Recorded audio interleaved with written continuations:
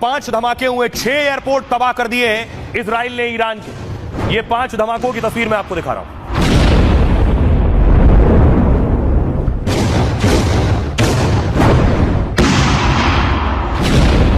Iran के वो 6 airport कौन कौन से हैं?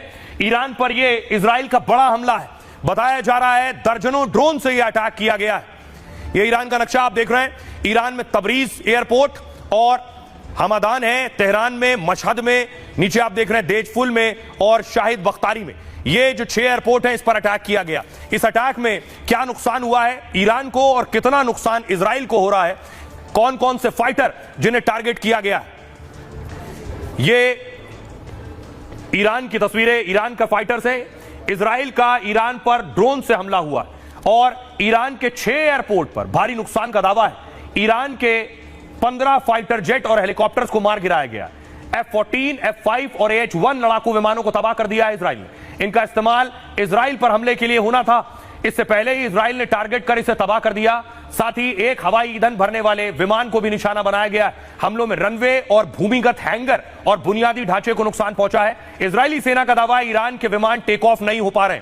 ये जो आप देख रहे हैं 1979 की ईरानी क्रांति से पहले अमेरिका से खरीदे गए ये विमान है F-14। अमेरिका ने ईरान को उस वक्त करीब 80 F-14 बेचे थे। F-14 बिना ईंधन भरे 1600 मील का सफर तय कर सकता है और अमेरिका ने अब इससे ज्यादा कई ताकतवर फाइटर जेट बना लिए।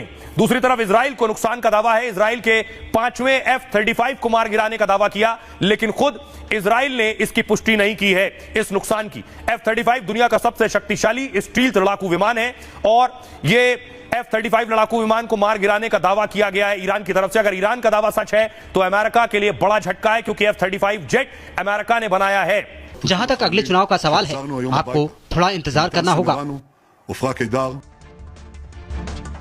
अब आपको बताऊं कि कैसे ईरान पर जब हमले हो रहे हैं और हमले हो चुके हैं, परमाणु ठिकाना ध्वस्त हो गया, अभी ईरान मोसाद के एजेंट को खोज रहा है। ये 3 तस्वीरें मैं आपको दिखा रहा हूं।